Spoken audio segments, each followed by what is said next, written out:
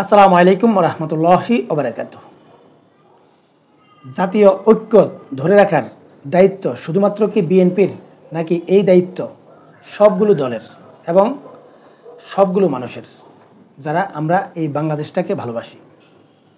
এই দায়িত্বটা প্রত্যেকের কিনা?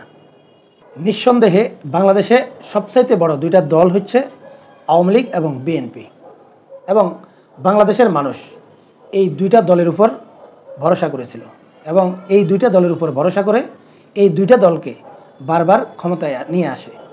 কিন্তু সত্যিকার অর্থে এই দুইটা দল বাংলাদেশের মানুষের যে আস্থা বা মানুষ এই দুইটা দলের উপর যে আস্থাটা রেখেছিল, এই আস্থাটার যথাযথ মূল্যায়ন করতে পেরেছে এবং মানুষের এই আস্থার মর্যাদা এই দুইটা দল রাখতে পেরেছে। আওয়ামী লীগ বাংলাদেশের স্বাধীনতা যুদ্ধের নেতৃত্ব দানকারী একটা দল, কিন্তু সেই দলটা কি করেছে? সেই দলটা মুক্তিযুদ্ধের চেতনাকে ধ্বংস করে দিয়েছিল এবং মানুষের যেই ভোটের অধিকার, যেই গণতান্ত্রিক অধিকার এবং সামাজিক যেই ন্যায় বিচার প্রতিষ্ঠা করা এবং দুর্নীতি রোধ করা বা দুর্নীতি মুক্ত একটা সমাজ তৈরি করা, এগুলো দিতে সম্পূর্ণরূপে ব্যর্থতার পরিচয় দিয়েছে। একটা মানুষের সবচাইতে বেশি প্রয়োজনীয় যে জিনিস বা রাষ্ট্র থেকে যে জিনিসটা সবচাইতে বেশি প্রয়োজন জনগণের জন্য, সেটা হচ্ছে সামাজিক ন্যায় বিচার প্রতিষ্ঠা করা বা সেই সামাজিক ন্যায় বিচার মানুষদেরকে উপহার দেওয়া। সেটা যে কোনো ব্যক্তিকে, যে কোনো দল, মানে তাদের বিরোধী যে মতগুলো রয়েছে সেই বিরোধী মতগুলোকেও ন্যায় বিচার দেওয়া এবং পুরো জাতিকে বাংলাদেশ প্রশ্নে একতাবদ্ধ করে রাখা, বাংলাদেশের স্বার্থের প্রশ্নে একতাবদ্ধ করে রাখা। আওয়ামী লীগ এটা করতে পরিপূর্ণভাবে ব্যর্থ হয়েছিল এবং সেই ব্যর্থতার পরিচয় দিয়ে 5 আগস্ট আওয়ামী লীগের নির্মম পতন হয়। একটা সাংবিধানিক একটা সরকার জনগণের ঘৃণায় তাদের পতন হয়েছে। এটা অবশ্যই স্বাধীনতা যুদ্ধের নেতৃত্ব দানকারী আওয়ামী লীগের জন্য এটা অবশ্যই লজ্জাজনক। এবং বর্তমান সময়ে এই আওয়ামী লীগটাকে এখন পর্যন্ত মানুষ ভয় পায়। একটা রাজনৈতিক দলকে ভয় কেন পাবে?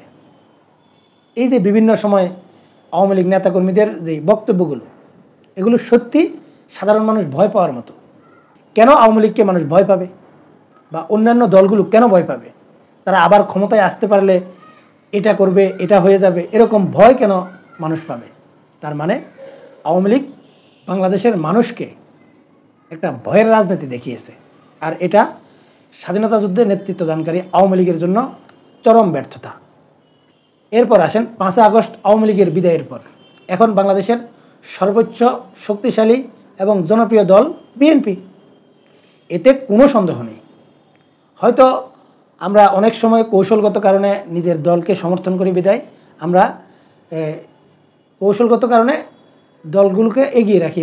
অনেক সময় বলি যে জামাত বিএনপিকে পরাজিত করা সম্ভব, কিন্তু বাস্তবতা হচ্ছে যে জামাত 4 নাম্বার একটা দল ছিল।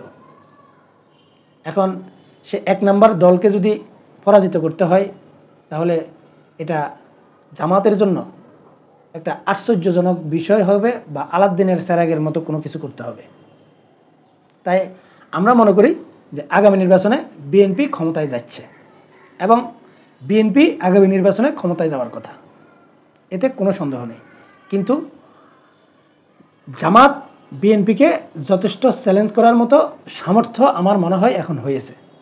যেমন যদি 5 আগস্টের আগের হিসাব কিতাব যদি থাকতো, তাহলে এটা নিশ্চিত ধরা যেত যে বিএনপি 280 থেকে 290 আসন পেয়ে যাওয়ার সম্ভাবনা ছিল। তাদেরকে প্রতিহত করার মতো, তাদেরকে চ্যালেঞ্জ করার মতো কোনো দল ছিল না।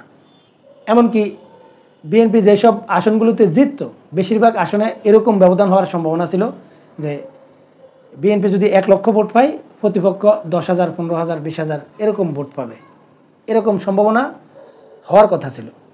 কিন্তু আমি মনে করি যে জামাত এই জায়গায় তারা যথেষ্ট সফলতা দেখিয়েছে এবং আগামী নির্বাচনে বিএনপির প্রায় প্রত্যেকটা প্রার্থীকে মোটামুটি চ্যালেঞ্জ করার মতো সামর্থ্য রাখে। যেমন বিএনপি নেতা যদি 1 লক্ষ ভোট পায়, তাহলে জামাতের এমপি বা জামাত প্রার্থী 70,000, 80,000, 90,000, 50,000 এরকম ভোট পাওয়ার সক্ষমতা রয়েছে বা সেই সক্ষমতা তারা তৈরি করতে পেরেছে। এমনকি আমি এটাও ধারণা করি যে 60 থেকে 70টা আসনে বা এটা 100-র কাছাকাছিও যেতে পারে, যেগুলোতে বিএনপি এবং জামাত হাড্ডাহাড্ডি লড়াই হবে এবং সেই আসনগুলোতে জামাত জিতে যাওয়ার সম্ভাবনা বেশি রয়েছে। এরকম বাংলাদেশে অনেক আসন রয়েছে, কিন্তু 70, 80, 100 আসনে প্রতিদ্বন্দ্বিতা করে তো আর ক্ষমতায় যাওয়া যাবে না। ক্ষমতায় যেতে হলে 151টা আসন লাগবে। হয়তো জামাতের সেই সক্ষমতা তৈরি হয়নি, কিন্তু বিএনপি তো আগামী নির্বাচনে ক্ষমতায় যাবে। কিন্তু বিএনপি ক্ষমতায় যাওয়ার পর বিএনপির নেতারা বা বিএনপি তখন বুঝতে পারবে যে আগামীতে রাষ্ট্র পরিচালনা করা কতটা কঠিন হবে। এখানে অনেকগুলো সমস্যা রয়েছে। 1 নম্বর সমস্যা হচ্ছে আওয়ামী লীগের ভয়। দ্বিতীয় সমস্যা হচ্ছে ভারতের ভয়। তৃতীয় সমস্যা যেটা, এই যে বিগত সময়গুলোতে যেই সব রাষ্ট্রীয় মেকানিজমগুলোকে আওয়ামী লীগ সম্পূর্ণরূপে দলীয়করণ করেছে এবং রাষ্ট্রের অনেকগুলো মেকানিজমকে প্রায় ধ্বংস করে দিয়েছে নিরপেক্ষতার দৃষ্টিতে। এবং বাংলাদেশের সামরিক খাত, বাংলাদেশের অর্থনৈতিক খাত, বাংলাদেশের যেই বৈদেশিক ঋণ, নানা রকম সমস্যা কিন্তু আগামী নির্বাচনে বিএনপির জন্য অপেক্ষা করতেছে। এছাড়া বাংলাদেশের যে রাজনৈতিক দলগুলো রয়েছে, আওয়ামী লীগ ছাড়াও যে রাজনৈতিক দলগুলো রয়েছে, যেমন চরমোনাই, জামাত, এনসিপি, জাতীয় পার্টি, এইসব রাজনৈতিক দলগুলোকেও তাদের মোকাবেলা করতে হবে। এই ভণ্ডুর রাষ্ট্রটাকে যদি সঠিকভাবে পরিচালনা করতে হয় এবং 5 আগস্টের পর বাংলাদেশের প্রশাসন থেকে শুরু করে, বাংলাদেশের নিরাপত্তা ব্যবস্থা থেকে শুরু করে, বাংলাদেশের আইনশৃঙ্খলা পরিস্থিতি থেকে শুরু করে এবং এই ছাত্রদের যে আন্দোলনগুলো হয়, বিশেষ করে আমাদের এই তরুণ প্রজন্ম যারা বিশ্ববিদ্যালয়গুলোতে লেখাপড়া করে, এদেরকে এমন একটা পরিস্থিতিতে রাখা হয়েছে, এরা লেখাপড়া বাদ দিয়ে এখন রাজনীতিতে যুক্ত হয়ে যাচ্ছে, মানে বিভিন্ন অপকর্মের সাথে জড়িয়ে পড়ছে। কিছু হলেই রাস্তা অবরোধ, এই রাস্তা বন্ধ করে দেওয়া, জনগণের দুর্ভোগ তৈরি করা, এই জাতীয় নানা রকম যেই সমস্যাগুলো, এমনকি এক গ্রুপ আরেক গ্রুপের সাথে, এক কলেজ আরেক কলেজের সাথে যেই দ্বন্দ্বে লিপ্ত হওয়া, এই জাতীয় নানা রকম যেই বিশৃঙ্খলা আমাদের এই শিক্ষা প্রতিষ্ঠানগুলোতে তৈরি হয়েছে, এই সবগুলো মিলিয়ে আগামীতে যারা ক্ষমতায় যাবে তাদের জন্য রাষ্ট্র পরিচালনা করা অত্যন্ত কঠিন হবে।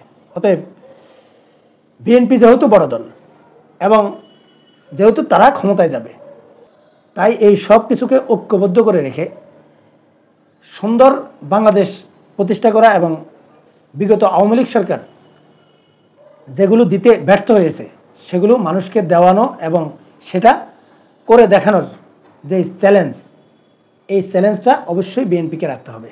আর বিএনপি যদি সেই চ্যালেঞ্জটা মোকাবিলা করতে হয়, তাহলে অন্তত পুরো বাংলাদেশ এবং বাংলাদেশের মানুষকে দেশের স্বার্থ বিষয়ে অবশ্যই ঐক্যবদ্ধ করে রাখতে হবে এবং ঐক্যবদ্ধ করতে হবে। সেটা যদি করতে না পারে, বিএনপির জন্য রাষ্ট্র পরিচালনা করা এটা কঠিন হবে এবং এটা বিএনপির জন্য হিতে বিপরীত হতে পারে।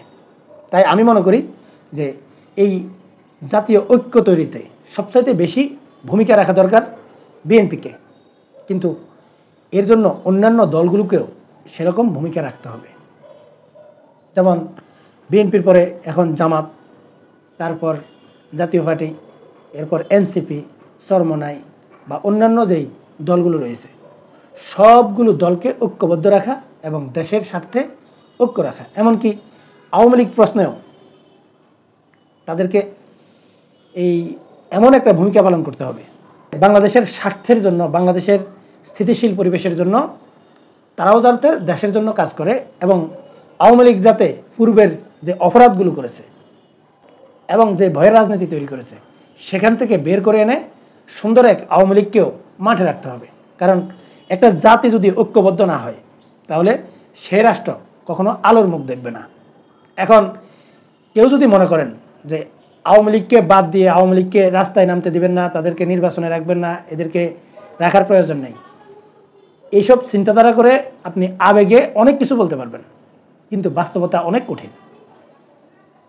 যদি আপনি উন্নত রাষ্ট্রগুলোর দিকে তাকান তাহলে দেখবেন যেই রাষ্ট্রের সব দল, বিরোধী দল, সরকারি দল, ভিন্ন মত, সবাই রাষ্ট্রের স্বার্থে এক থাকে, রাষ্ট্রের স্বার্থ রক্ষায় এক থাকে, সেই রাষ্ট্র উন্নতি করতে পেরেছে। আর যেই রাষ্ট্র সেটা করতে ব্যর্থ হয়েছে, সেটা এখন লিবিয়ার দিকে তাকান, মিশরের দিকে তাকান, এই যেই সব রাষ্ট্রগুলো এখন বিশৃঙ্খল অবস্থায় রয়েছে এবং কি যেই সব রাষ্ট্রগুলো ধ্বংসের দ্বার প্রান্তে রয়েছে, এগুলোর দিকে তাকালেই বুঝতে পারবেন। অতএব একটা দলকে আপনি সম্পূর্ণরূপে নিষিদ্ধ করে দিয়ে তাদেরকে রাজনীতি করার সুযোগ না দিয়ে আপনি রাষ্ট্রের স্থিতিশীল পরিবেশ তৈরি করতে পারবে না। অতএব আমি মনে করি যে শুধুমাত্র বিএনপির দায়িত্ব না যে এই জাতীয় ঐক্য ধরে রাখা, এখানে সবার আন্তরিকতা থাকতে হবে এবং সবাই এতে সহযোগিতা করতে হবে। এবং সবচাইতে বড় দায়িত্বটা অবশ্যই বিএনপিকে নিতে হবে, যেহেতু বিএনপি বড় দল এবং বটগাছ, তার দায়িত্ব হচ্ছে বাকিদেরকে সেভ রাখা, বাকিদেরকে বুঝিয়ে রাখা। কিন্তু আমি দেখতেছি বিএনপির এমন কিছু নেতা রয়েছে যারা সম্পূর্ণরূপে উল্টো রাজনীতি করার চেষ্টা করছে, এমনকি এমন কিছু বক্তব্য দিচ্ছে যেগুলো এই জাতীয় যে ঐক্য, এই ঐক্য নষ্ট হওয়ার জন্য যথেষ্ট। যেমন সেই ৫৪ বছর আগের ৭১কে টেনে নিয়ে সেটা নিয়ে রাজনীতি করা। এখন তো আমাদের ৭১ নিয়ে পড়ে থাকার সময় না, এখন বাংলাদেশের সময় যে অন্যান্য রাষ্ট্রগুলো যেভাবে এগিয়ে যাচ্ছে ঠিক সেভাবে বাংলাদেশকে এগিয়ে নেওয়া। আবার এমন কিছু মানুষদেরকেও দেখি যে ১৯৭১কে সম্পূর্ণরূপে মুছে দিয়ে ফেলতে চান। ভাই, প্রকৃত বাস্তবতা হচ্ছে আপনি যদি বাংলাদেশের স্বাধীনতা মেনে নিতে না পারেন তাহলে তো আপনি বাংলাদেশের নাগরিক হওয়ার যোগ্যতাই রাখেন না। ১৯৭১ সালের স্বাধীনতাকে আমরা যেরকম ধারণ করব, ২০২৪-এর যেই গণতন্ত্র উদ্ধার যদি সঠিকভাবে আসলেই হয় তাহলে সেটাকেও ধারণ করব। এখন ২০২৪-এ শুধুমাত্র আওয়ামী লীগের পতন ঘটিয়েছেন, কিন্তু যেই কারণে মানুষ আওয়ামী লীগের প্রতি বিরক্ত এবং যেই কারণে মানুষ আওয়ামী লীগের প্রতি ক্ষুব্ধ হয়ে তাদেরকে টেনে ক্ষমতা থেকে নামিয়ে ফেলেছে, ঠিক সেটা যদি সমাধান করতে না পারেন তাহলে ২০২৪-ও ব্যর্থ, এবং এটা চরম ব্যর্থতা এবং চরম বিশৃঙ্খলাও এনে দিতে পারে। তাই আমার মতে আমাদের প্রত্যেকটা দেশপ্রেমিক নাগরিক এবং প্রত্যেকটা রাজনৈতিক দল ঐক্যবদ্ধভাবে জাতীয় স্বার্থে জাতীয় ঐক্য গড়ে তুলতে হবে এবং আমাদের সব কিছু হবে জাতির স্বার্থে এবং দেশের স্বার্থে। কিন্তু রাজনীতিতে ভিন্ন মত থাকবে, ভিন্ন কৌশল থাকবে, প্রত্যেকের দলকে ক্ষমতায় নেওয়ার জন্য নানা রকম কৌশল করবে, কিন্তু সেই কৌশলগুলো যাতে হয় প্রতিযোগিতা কেন্দ্রিক, মানে ভালো কিছুর প্রতিযোগিতা কেন্দ্রিক। মানে এই দলটা ভালো কিছু করছে, ওই দলটা আরও ভালো করার চেষ্টা করতে হবে। কিন্তু এই দলটা ভালো করছে, তাকে কিভাবে বিতর্কিত করা যায় সেই চেষ্টায় যদি থাকে তাহলে এই দেশ কখনো উন্নত রাষ্ট্রে পরিণত হবে না। যেমন ঢাকা বিশ্ববিদ্যালয়ের যে ঘটনাটা, ছাত্র শিবির বিশুদ্ধ পানির ঠান্ডা মেশিন দিয়েছে, কিন্তু অন্যরা আরও নতুন কিছু দেখিয়ে বা নতুন কিছু দিয়ে প্রতিযোগিতা না করে তারা সেগুলোকে টেনে হিঁচড়ে ফেলে দিয়েছে। আবার অনেকে বলতে পারেন সেখানে ছাত্র শিবিরের নামটা কেন ব্যবহার করা হয়েছে। ভাই, যদি নামে কোনো সমস্যা থাকতো তাহলে আপনি নামটা ছিঁড়ে ফেলে দিতে পারতেন, কিন্তু আপনি একেবারে এগুলোকে ভেঙে ফেলে দিয়েছেন এবং নানা রকম যেই সব মুখরোচক বক্তব্যগুলো দিচ্ছে এগুলো সত্যি দুঃখজনক। আসুন আমরা প্রত্যেকে জাতীয় ভেদাভেদ ভুলে গিয়ে নতুন বাংলাদেশের স্বপ্ন দেখি এবং বাংলাদেশের রাজনৈতিক দলগুলোর মধ্যে যাতে দেশপ্রেম জন্ম নেয় এবং সবগুলো রাজনৈতিক দল যাতে দেশের স্বার্থে কাজ করে, আল্লাহ তাআলা যাতে এই সবগুলো দলকে সেই দেশের প্রতি মহব্বত তৈরি করে দেয়। সম্মানিত দর্শক, আপনারা কি মনে করেন কমেন্টসে লিখে জানাবেন। এখনকার মতো এই পর্যন্তই। আল্লাহ হাফেজ।